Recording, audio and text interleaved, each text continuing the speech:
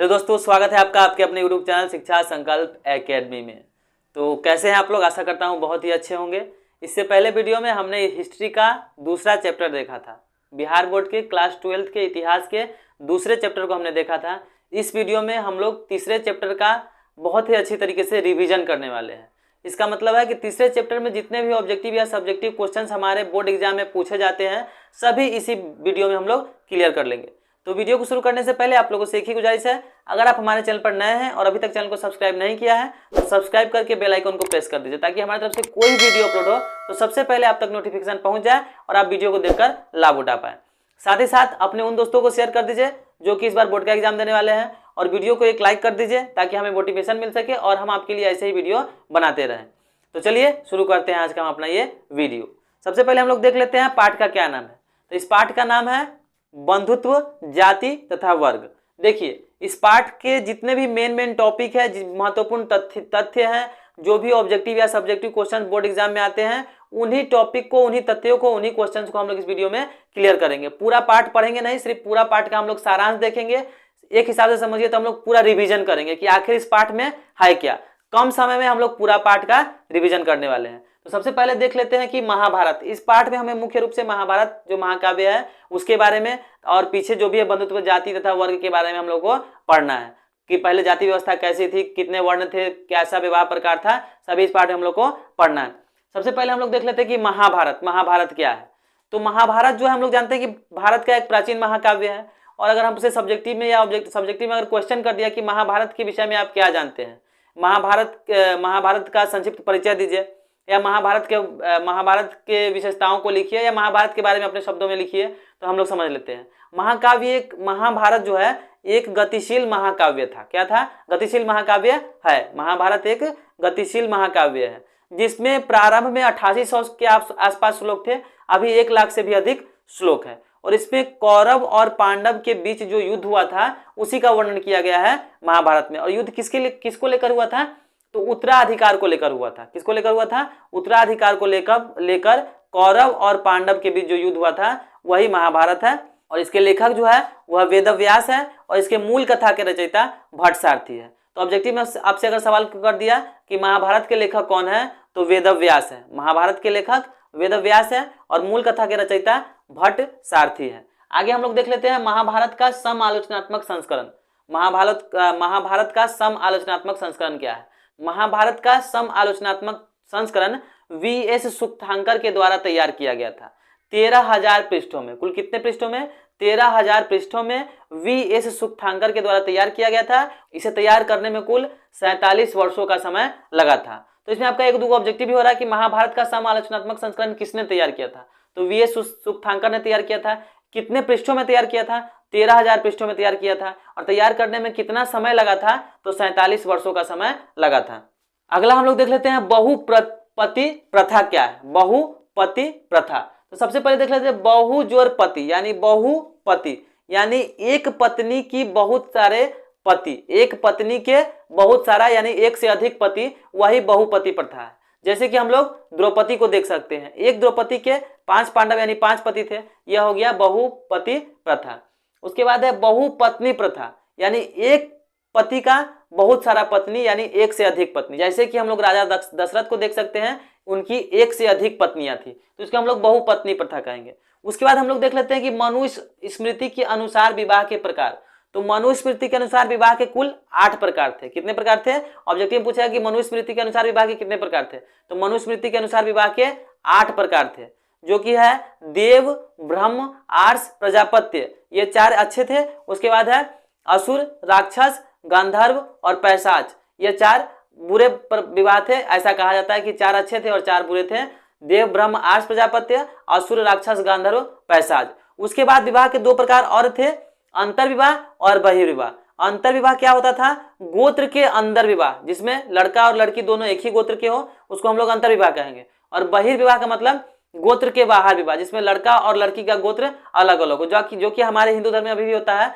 हम लोग के हिंदू धर्म में बहिर्जाति विवाह होता है, यानी कि बहिर्विवाह होता है। इसका मतलब लड़का और लड़की का गोत्र एक नहीं होना चाहिए। अगला हम लोग देख लेते हैं पितृवांशिकता क्या है। तो पितृवांशिकता क्या है? पिता के बाद पुत्र, फिर पौत्र, इसके आधार पर यानी पिता के आधार पर वंश चलना क्या होगा, पिता के आधार पर वंश चलना पितृवांशिकता कहलाता है। कहने का मतलब है पिता के बाद उसकी संपत्ति का अधिकार पुत्र को, उसके बाद पौत्र को, उसके बाद परपौत्र को। कहने का मतलब है पिता के आधार पर वंश चलना ही पितृवांशिकता होता है। उसके बाद है मातृवांशिकता क्या है, तो जैसे पिता के आधार पर पितृवांशिकता, उसे माता के आधार पर मातृवांशिकता। माता के बाद उसकी पुत्री, उसके बाद उसकी पुत्री को जो भी अधिकार मिले उसे हम लोग मातृवांशिकता कहेंगे। अर्थात माता के आधार पर वंशानुक्रम, माता के आधार पर वंश चलना मातृवांशिकता कहलाएगा। अगर हम लोग देख लेते हैं पुरुष सूक्त के अनुसार वर्ण, उत्पत्ति और कार्य, यानी पुरुष सूक्त के अनुसार वर्ण कितने थे, उनकी उत्पत्ति कहां से हुई और उनके कार्य क्या क्या थे। तो पुरुष सूक्त के अनुसार कुल 4 वर्ण थे। ऑब्जेक्टिव में पूछेगा वर्णों की संख्या कितनी थी, तो 4 थी। कौन कौन, ब्राह्मण, क्षत्रिय, वैश्य, शूद्र। वर्ण कितने थे, 4 थे, ब्राह्मण, क्षत्रिय, वैश्य, शूद्र। और इन चारों की उत्पत्ति कहां कहां से हुई है, तो ब्राह्मण की उत्पत्ति ब्रह्मा के मुख से, क्षत्रिय की उत्पत्ति ब्रह्मा की भुजाओं से, वैश्य की उत्पत्ति ब्रह्मा की जंघाओं से और शूद्र की उत्पत्ति ब्रह्मा के पैरों से हुआ था।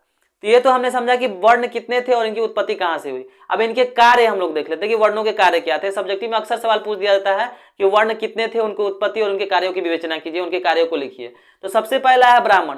ब्राह्मण का जन्म ब्रह्मा के मुख से हुआ था, इसको सबसे ऊंची कोटि का माना जाता है।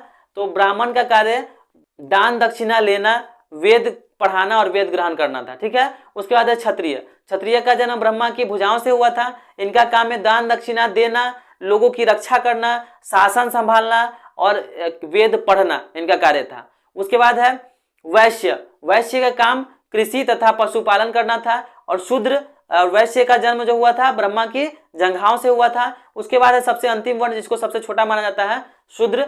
शूद्र का जन्म ब्रह्मा के पैरों से हुआ था और इनका कार्य इन तीनों वर्णों की सेवा करना था। तो इस प्रकार हमने वर्ण को समझ लिया, वर्णों की उत्पत्ति समझ ली और वर्णों के क्या कार्य थे वो भी हम लोग समझ गए। आगे हम लोग देख लेते हैं। आगे हमारा है मनुस्मृति। आपसे 2 नंबर में सवाल पूछेगा कि मनुस्मृति क्या था। मनुस्मृति क्या था, तो चलिए देख लेते हैं मनुस्मृति क्या था। मनुस्मृति हिंदू धर्म का एक धर्मशास्त्र था। क्या था, मनुस्मृति हिंदू धर्म का एक धर्मशास्त्र है जिसकी रचना 200 ईस्वी पूर्व से लेकर 200 ईस्वी तक की गई थी। आपसे अगर पूछेगा मनुस्मृति का रचना काल कब से कब तक है, तो 200 ईस्वी पूर्व से और 200 ईस्वी के बीच, यानी 400 सालों का समय लगा था। 200 ईस्वी से पूर्व से लेकर और 200 ईस्वी तक मनुस्मृति की रचना की गई थी। वर्तमान में इसमें 2400 के आसपास श्लोक हैं। तो ये थी हमारी मनुस्मृति। अगला टॉपिक हम लोग देख लेते हैं। अगला जो है चांडाल। आपसे सब्जेक्टिव में पूछेगा चांडाल कौन थे, चांडाल के कार्यों पर प्रकाश डालिए, चांडाल के जीवन पर प्रकाश डालिए, चांडाल के जीवन पर एक टिप्पणी लिखिए, चांडाल के जीवन के बारे में अपने शब्दों में लिखिए। तो चांडाल कौन थे समझिए। चांडाल जो थे वह अत्यंत तुच्छ, मतलब सबसे नीची कैटेगरी के लोग थे। उनको तुच्छ समझा जाता था, उनको अस्पृश्य यानी देखना भी उनको पाप समझा जाता था। लोग उनको देखना नहीं चाहते थे। वे घरों के बाहर, मतलब गांव से बाहर घर बनाकर रहते थे।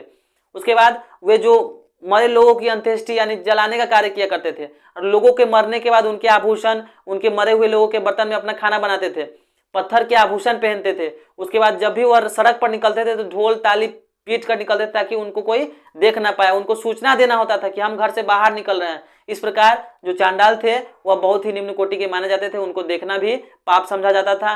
वे पत्थरों के आभूषण पहनते थे, पत्थरों के बर्तन में खाना बनाते थे, रात को या दिन में कभी भी रास्ते पर निकलते थे तो सूचना देकर निकलते थे ताकि उन्हें कोई देख ना पाए। उसके बाद है मातंग। मातंग कौन था, मातंग कौन था, तो मातंग एक बोधिसत्व था। कौन था, बोधिसत्व था जिन्होंने एक चांडाल के घर में जन्म लिया था, ठीक है।